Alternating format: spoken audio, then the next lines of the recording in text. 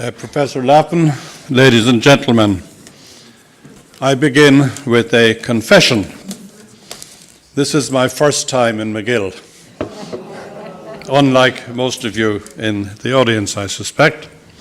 In mitigation, I should explain that I was a follower of the Merryman Summer School in County Clare, with which I am closely associated for many years. It took Donegal a long time to win in All-Ireland, so we can't have everything. Wasn't that quick and clear, either?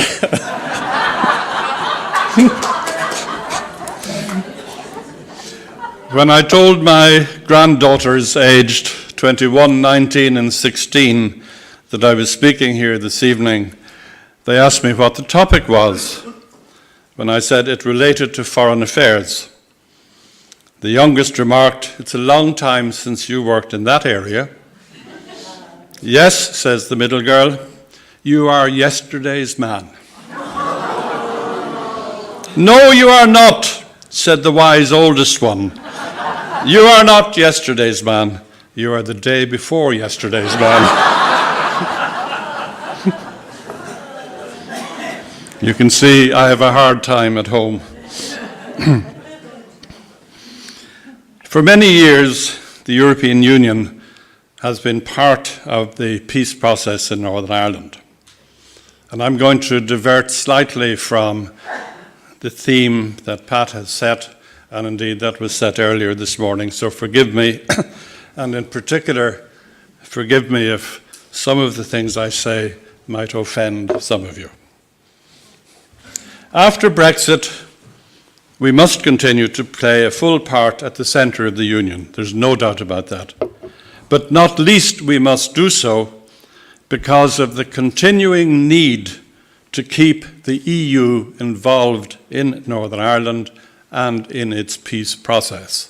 And that is not going to be easy following Brexit, because I have no doubt the British will decide that part of Brexit is to remove the EU's involvement in Northern Ireland.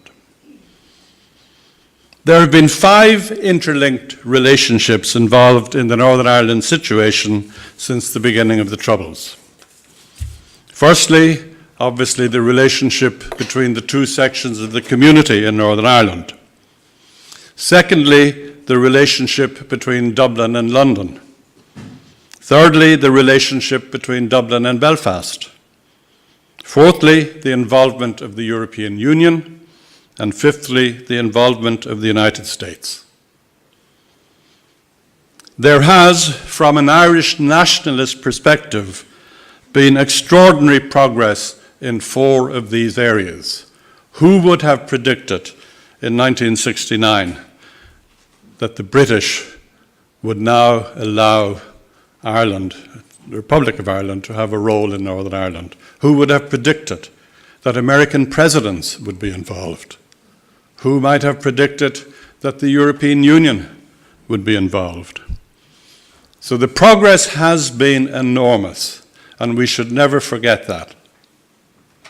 But the one area where there has not been progress, in my view, is in the relationship between the 2 sections of the community in Northern Ireland. Gerry Adams, in a recent speech, it was at his party's Agreed Future conference, he spoke in June, he acknowledged, and I quote because it's certainly the first time I heard him say it, he acknowledged that a deep political schism exists and that nationalists and Republicans need to adopt a new approach in dealing with unionists, unquote. If that is now Sinn Féin's policy, may I suggest they should move quickly to translate those very fine words into action.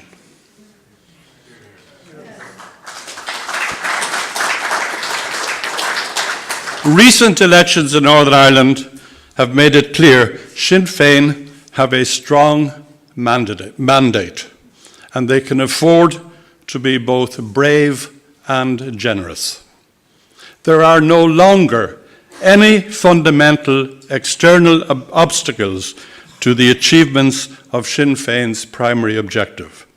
The Irish government is on side, the British government is on side, the US is on board, the EU is on board. The only obstacle left, and again I quote Gerry Adams, quote, the unlocking of unionist opposition, unquote. May I suggest that there are a number of steps that Sinn Féin could immediately take as part of Gerry Adams's new approach. Firstly, take your seats at Westminster.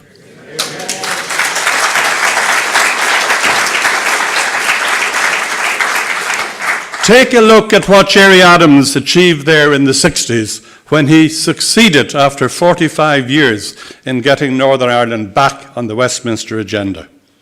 And look what Seamus Mallon achieved in the fields of security and fair employment in the 80s. What happened recently when the Great Repeal Bill, that piece of legislation to extricate the UK from the EU, was introduced last week in Westminster? The Scottish and Welsh leaders quickly rejected it as a Westminster power grab. It was, they said, an attack on devolution and a threat to the economies of Scotland and Wales. There wasn't a word at Westminster about the Northern Ireland reaction. The DUP's silence had been bought at enormous expense, and Sinn Féin's seats were empty. Abstention is not serving the interests of Northern Ireland and is doing nothing to unlock unionists, Gerry Adams's declared objective. Another point. I suggest commemorations of the IRA dead and the accompanying rhetoric should be toned down, if not put aside for a while. Not all of us want to be reminded of the atrocities of the 30-year Troubles. And if that's our view as nationalists, how do you think unionists and other victims of the Troubles must feel when they see these commemorations and hear Sinn Féin senior people speak as they speak? It is not helpful and almost certainly not true to say, as Mary Lou MacDonald said on June the 9th this year, and I quote, "We are at the end game as far as partition is concerned," unquote. Does she ever stop to think about unionist consent? In 1998, prompted by John Hume, a referendum was held, supported by Sinn Féin. 71% of voters in Northern Ireland and 94% of voters in the Republic endorsed the need for consent. Harping on about the end of partition without any reference to consent, as if it was irrelevant, does not help to unlock unionists.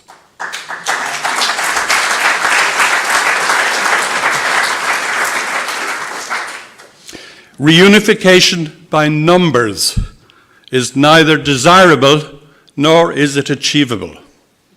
Andy Pollock had a very interesting letter in the Irish Times recently when he wrote about, and I quote, "the ugly old nationalism by numbers, outbreeding and undermining the unionists until a border poll creeps over the fateful 50% mark," unquote.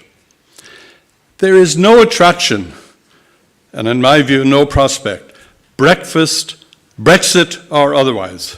There is no prospect of unity without consent. Numbers ultimately will not decide the issue.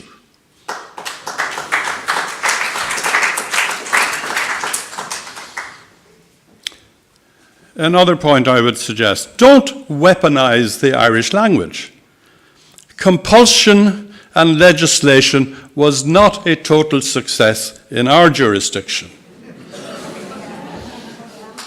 I share Sinn Féin's commitment to the language. I was brought up in an Irish-speaking household, didn't speak English till I was 7 or 8, and never spoke English to my father, who died a few years ago, aged 93.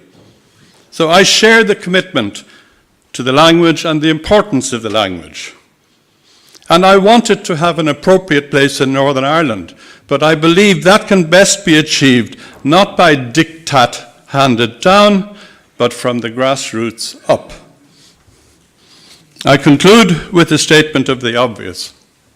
All 5 interlocking relationships that I have referred to must fall into place before we can have peace, stability, and reconciliation, which we all aspire to. Yes, it's important that we continue our focus in London, Washington, and Brussels. And it's not going to be easy post-Brexit, even in the North-South relationship. Although I have to say in passing, I do think that is working very, very well, mainly because it is pragmatic and it is in the interests of the people of both sides of the border.